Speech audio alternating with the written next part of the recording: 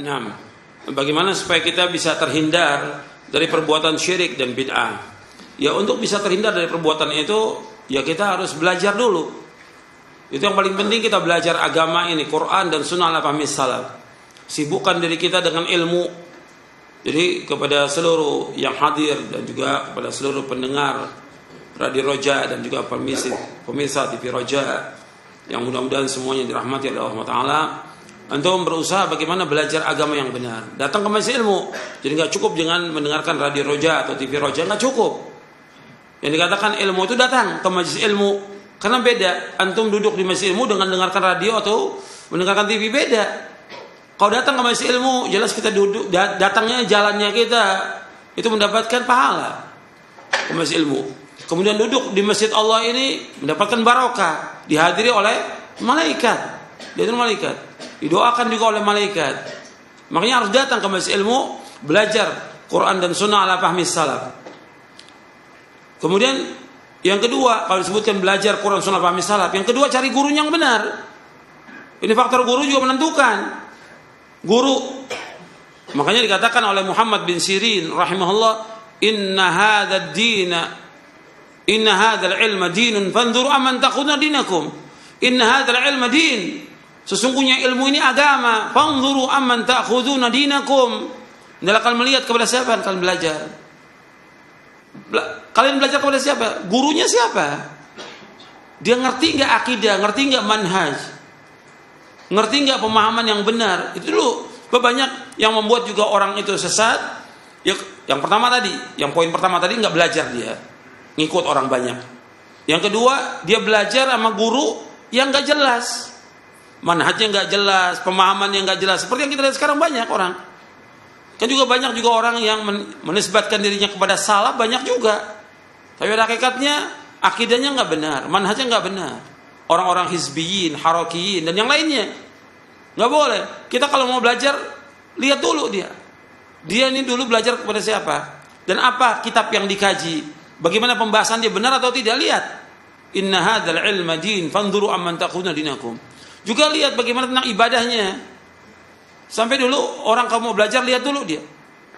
Ini orang nih benar enggak akidahnya, manhajnya benar atau tidak? Salatnya dilihat dulu, salatnya benar apa tidak? Salatnya dilihat. Kalau salatnya baik, benar dia salatnya, baru mereka duduk untuk belajar. Seperti itu.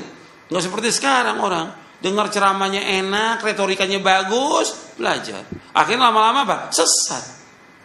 Ada orang belajar kepada orang yang baru taubat. Gimana? Akal yang mana bisa terima? Apalagi syariat itu nggak terima. Orang baru taubat, nggak punya ilmu, orang datang dengerin ceramahnya. Ini orang bodoh. Belajar kepada orang yang alim, yang menguasai Quran dan Sunnah misalnya. Bukan kepada orang yang baru taubat. Bukan.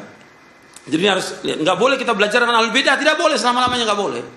Bab Nabi bersabda SAW, inna min asyratis sa'a ayyul tamasal ilmu indal asagir. Di antara tanda kiamat yaitu orang belajar kepada ahlul bidah. Al-asagir itu ahlul bidah. Enggak boleh kita belajar dengan ahlul bidah selama-lamanya, enggak boleh. Jadi harus ini diriwayatkan oleh Imam Abdullah bin Mubarak dan juga yang lainnya. Dikatakan oleh Imam Abdul Mubarak bahwa al-asagir itu ahlul bidah. Jadi yang pertama tadi kita harus belajar. Yang kedua cari gurunya yang benar. Yang ketiga juga kita harus dukung juga dengan mencari teman-teman yang soleh. Cari teman-teman yang baik. Nah, sekarang kadang-kadang dianggap ya nggak apa-apalah. Dia kan juga tokoh, dia juga dai. Kita gabung dengan mereka. Ini awalnya sepertinya baik gitu, ingin bersatu dengan semua orang. Tapi lama-kelamaan gimana? Bisa nggak keluar dia? Nggak bisa keluar. Akhirnya gabung dan membenarkan perbuatan bid'ah mereka. Ini terjadi sekarang. Orang gabung dalam kelompok-kelompok dan sudah saya jelaskan tentang mauqif ahlu sunnah terhadap ahlul bid'ah bagaimana. Ketika dia gabung dengan kelompok-kelompok pengajian ahlul bidah, kumpulan ahlul bidah, akhirnya apa? Dia membenarkan bid'ahnya atau mengingkari bid'ahnya? Membenarkan akhirnya. Lama-kelamaan dia ikut. Makanya ibu yang bertanya dan juga kepada semua yang hadir dan juga semua pendengar dan pemirsa TV Roja, jangan ikut dalam pengajian-pengajian bid'ah, nggak boleh. Nggak boleh gabung dengan mereka. Nggak bisa. Mereka disuruh ngaji sama kita juga nggak mau. Kok kita gabung dengan mereka? Nggak boleh. Mereka ahlul bidah suruh ngaji nggak bakal mau dengan kita, nggak bakal mau. Tapi tetap kita mendakwakan mereka, harus mendakwakan. Dakwah ahlul bidah tetap dakwah. Tapi gabung kumpul dengan mereka tidak. Kalau dakwah bisa kita dakwah. Dan dakwah nggak mesti kita ceramai karena mereka para dai sebagiannya. Bisa ketika ketemu di mana kita ingatkan dia. Atau mungkin ketika haji umroh kita ketemu, kita ingatkan dia. Atau di mana? Tapi gabung sengaja kumpul dengan mereka tidak boleh dalam Islam, nggak boleh. Atau datang hadir di pengajiannya ahlul bidah tidak boleh. Karena sama juga menuntut ilmu. Sedangkan kata Nabi SAW tidak boleh belajar kepada ahlul bidah, ini sabda Rasulullah SAW, nggak boleh. Itu yang ketiga. Jadi harus perhatikan, nggak boleh kita duduk dengan ahlul bidah, nggak boleh bermajlis dengan ahlul bidah, nggak boleh juga kita gabung dengan ahlul bidah, nggak boleh hadir pengajian ahlul bidah selama lamanya, nggak boleh. Lagi perkumpulan mereka nggak boleh. Yang keempat, yang harus diperhatikan supaya kita terhindar dari perbuatan syirik dan bid'ah, yaitu kita harus baca buku-buku yang bermanfaat. Buku-bukunya harus lihat itu. Harus kita betul-betul seleksi bukunya. Yang mana buku Ahlus Sunnah, yang mana buku Ahlul Bidah, yang dibaca. Dari buku juga banyak menyebarkan virus syubhat kepada kita. Termasuk buku juga jangan antum baca di media sosial itu. Itu banyak syubhatnya, banyak juga fitnahnya, banyak juga kesesatannya banyak. Kadang-kadang orang baca kan penasaran, ini bagus nih omongannya, Masya Allah, nggak taunya sesat. Ingat bahwa syubhat itu luar biasa indahnya, tapi hati manusia lemah. Kata Imam Adz-Dzahabi, al-qulubu dha'ifa wa syubha khattafa. Hati manusia lemah dan syubhat itu menyambar. Jadi baca yang kita lihat itu, perhatikan itu. Karena nggak bisa kita seleksi yang di media sosial. Bahkan kadang-kadang yang nulis juga doktor. Kita pikir, wah ini bagus ini, bahasanya indah, katanya menyesatkan manusia. Menyesatkan manusia dari siratal mustaqim. Makanya kita hati-hati.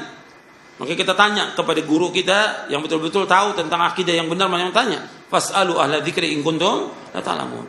Antum lebih banyak sibukkan dengan baca Quran, baca tafsirnya, baca hadis Nabi, daripada antum baca media sosial. Nggak ada manfaatnya. Ada sedikit manfaatnya, tapi yang banyak tidak manfaat. Dan banyak juga orang-orang yang berusaha untuk mengadu domba, banyak di situ. Yang menyebarkan syubhat sangat banyak, bukan sedikit. Hati-hati. Karena ada orang-orang yang dia nggak belajar, nggak ngaji, nggak duduk masih ilmu, tapi apa? Bacanya apa? Di media sosial. Jadi Ustadz Google. Ini rusak yang seperti ini. Na'udzubillah. Ini menyesatkan manusia nantinya. Belajar Quran, baca Quran setiap hari, baca hadits Nabi setiap hari, selamat nanti. Insyaallah. Kalau nggak paham tanya kepada guru. Kemudian yang terakhir yaitu cari teman-teman yang baik, teman-teman yang soleh. Kalau kita mau terhindar dari bid'ah, cari teman yang soleh, teman betul-betul yang sunnah, yang mengajak kita kepada sunnah dan menjauhkan perbuatan. Jangan berteman dengan ahlul bid'ah. Artinya dakwah tetap kepada mereka, tapi jadikan dia sahabat karib nggak boleh. Ini untuk kita selamat, karena jalan selamat itu betul-betul panjang dan jauh perjalanan selamat. Sedangkan kesyirikan, bid'ah, kesesatan cepat sekali. Karena setan berusaha bagaimana menyesatkan manusia semuanya. Dan kita wajib berhati-hati jangan sampai kita sesat.